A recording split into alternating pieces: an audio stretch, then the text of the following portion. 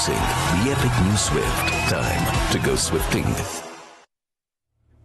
Thank you for joining us on Maruti Suzuki Arena presents ESPN Cricket for Timeout, where it's been a familiar, all too familiar story with regards to Sri Lanka and ICC events. Not Sri Lanka, but Sri Lanka batting Asia Cup, then as the ODI World Cup, and now, of course, the 2024 edition of the T20 World Cup. Sri Lanka being bowled out for 77 runs. Just 77 runs by South Africa in that game at the Nassau County Cricket Stadium in New York. And to talk about that innings, long innings, not too many runs, not too many shots. Tried to hit a few shots, but went like this. We got Sanjay Manjrekar and also not Farveez, but Farveez Maharoof. Have I got that correct, Farveez? Oh, the thumbs up. He's given the thumbs up. Sanjay, what did you make of this? I can't seem to understand. The only constant saying that I've seen this before with Sri Lanka. Yeah, but I think it's not as simple as that. Obviously, Sri Lanka was taking a risk batting first. It's something that I said I was a little surprised they chose to bat first, because that is their weaker side of their cricket. Their bowling is the stronger forte. So they were putting their weaker side sort of almost in the line of fire. Yes. We know this pitch is lively, and South Africa has got a pretty formidable bowling attack.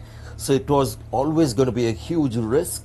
Had they batted second, I'm not saying the result could have been different, but I guess they would have had something more to play with, or competed better. We still have to wait to see how South Africa go about. So that's about Sri Lanka's decision after winning the toss. Sri Lanka batting. But I think the big talking point is the pitch. I mean, it's a perfect storm for the batter, because you see bounce, uneven as well. There are some balls that don't carry. When batters try to loft, the ball, there's no pace at all on the bat, plus the outfield. I mean, where you normally get 4 runs, you're getting 2 runs. Yeah. Boundaries are big. So that's something I think the administrators will have to sort of manage, because it's got to be a better balance between bat and ball. IPL. What IPL? We've forgotten about that tournament. Farveez, have you sort of gotten used to this performance, or do they still shock you after you see a performance like this? I think looking at the last few months after the 50 World Cup up in India, come January to April, where the 3 tours happened, Sri Lanka put up a very good performances when it comes to all formats of the game. So, as a Sri Lankan, as a fan, as a former cricketer, the hopes were much more higher, looking at the performance in the last 5 months. But all of a sudden, back to square one. When you look at these sort of performances, yes, it's not the most easiest pitch to get used to. It was bouncing quite awkwardly, uncomfortable for the batters. I mean, lots of hard work for the batters, but in any pitch, at international level, when you don't bat for 20 overs, allotted 20 overs, and you get out for the lowest score in T20 history, it's just a complete disappointment. And sometimes when you're brave, making a decision, in this case was winning the toss and batting first, when it backfires, the question has to be asked. And all credit should go to South Africa. They realized the conditions, they realized the lengths, have to be bowled inconsistent to pick up wickets, and they just stick to simple plan, hitting the back of the length. And how many players were caught out in the deep just goes to show the lack of pace in this pitch, and the game awareness of South Africa was magnificent. Also, another thing that happens, because it's a T20 game, most batters come in and want to still hit the 4s and 6s. Yes. They knew they were taking a chance. We saw with West Indies as well against Papua New Guinea. They were just looking to score in boundaries, when the requirement on that pitch in Guyana was to take 1s and 2s and 3s on the odd occasion.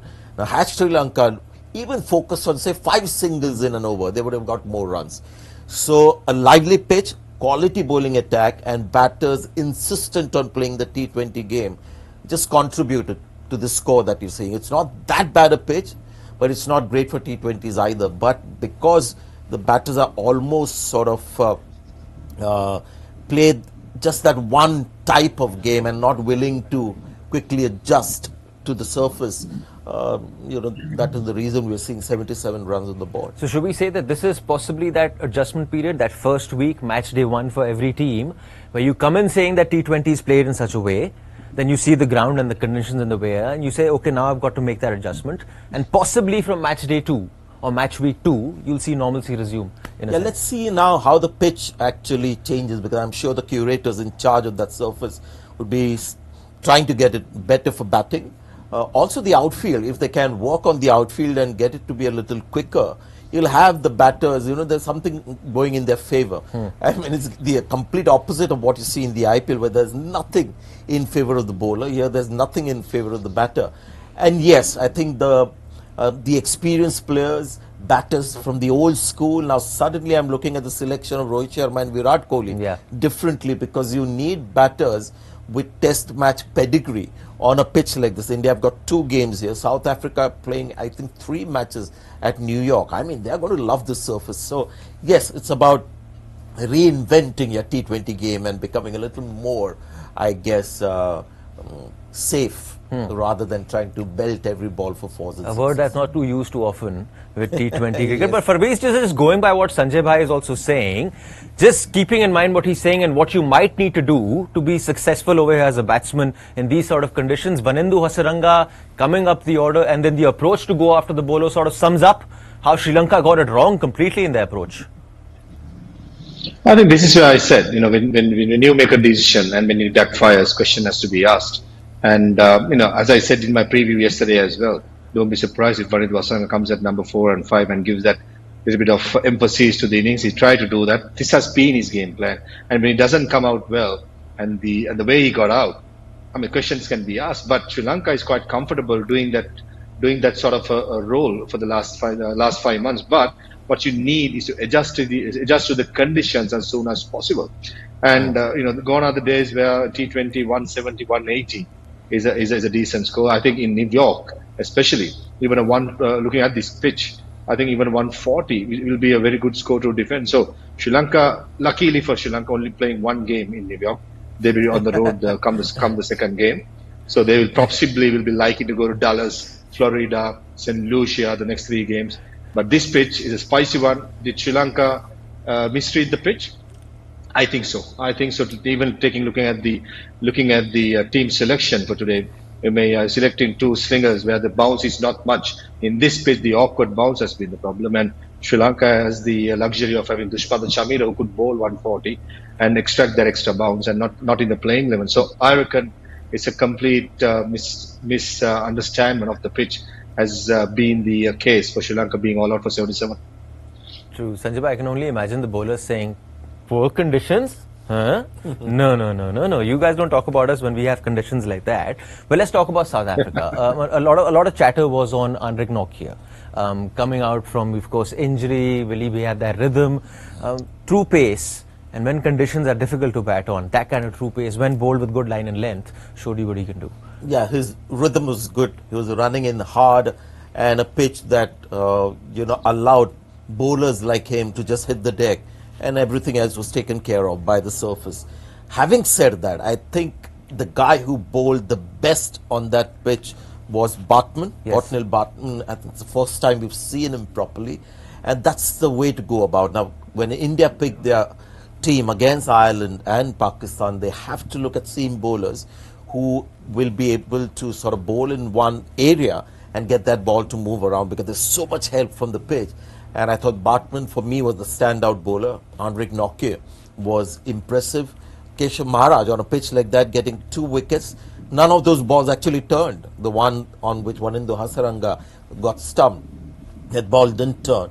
But, a surface that just was perfect for South Africa, and to expose what is a limited sort of batting lineup of Sri Lanka. Farveez, that seam position, especially what Sanjay Bhai is saying about Bartman, the thing that really standing out? Exactly. If I'm bowling in this pitch, I would have done the same. Hit the seam on a good pitch and let the ball do the talking. Because what he did was, he was just hitting on the right lane and line and let the ball go in swing or out swing. So that's a mark of a bowler who is in super confident and he knows what he knows. I mean, easily when you see Anrich Nortje's ball flying off, as well as Marco Jansen, and as a fast bowler, you could think of, okay, let me get through as well. But with Bartman, he knew his limitations and he stick to it. And what he did well was bowl in good lines and lengths and he made sure none of the balls were in the arc. Especially, I mean, I'll go back to Pathum Nissanka's dismissal. All of a sudden, you have Kagiso Rabada, Marco Jansen bowling at 135, plenty of bounce. Pathum Nissanka knew batsman pace is going to be lesser, and he wanted to go straight away, and that's where the good lines and lengths were for batsman's favour. Good point. Yep. Just looking ahead to that chase, yesterday we were talking about West Indies, and with all due respect, we were saying net run rate, 13th over, 14th over. It went down till there. I know still 77 is still very easy and doable, but I'm sure those first 5-6 overs, you'll still be just gauging how that ball is coming from a batsman's perspective, taking your time. Then going after it. Yeah, this is the advantage when you're batting second, because you've had a look at the pitch. So Quinton de Kock, Reza, Hendricks, Markram would have done their homework. Markram has test match pedigrees, so does Quinton de Kock, and the batters to follow as well. So, I mean, barring people like Klaasen and Tristan Stubbs, they'll be okay. Plus the fact, as Farveez mentioned, people like Pathirana and Tushara, it's not the ideal surface for them. Yeah. You need somebody who's tall, high release point, just hitting the deck. Somebody like a Chamira, in hindsight, would have been more useful.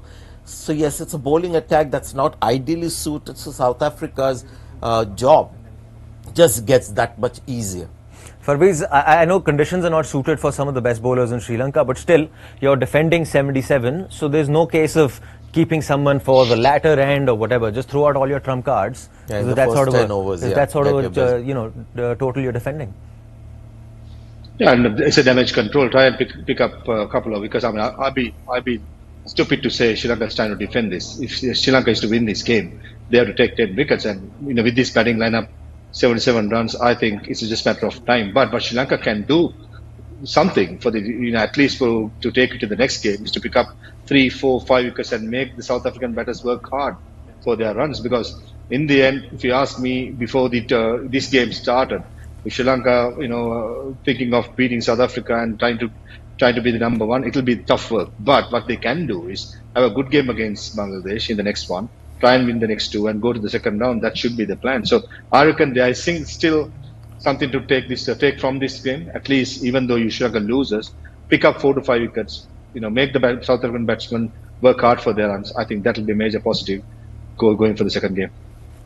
Yeah, Farveez, Sanjay, thank you so much for joining us. Of course, that chase has begun. 77 is what the target has been set. 78, in fact, is what South Africa need to start their T20 World Cup campaign with a win. But before we let you go, let's just show you, of course, if you've downloaded the ESPN Cricinfo mobile app, faster scores and more. You can get it on Google Play. You can also download it on the Apple Store as well. We, of course, will see you at the end of this game. Thank you so much for watching. You were watching Maruti Suzuki Arena presents ESPN Cricinfo Timeout.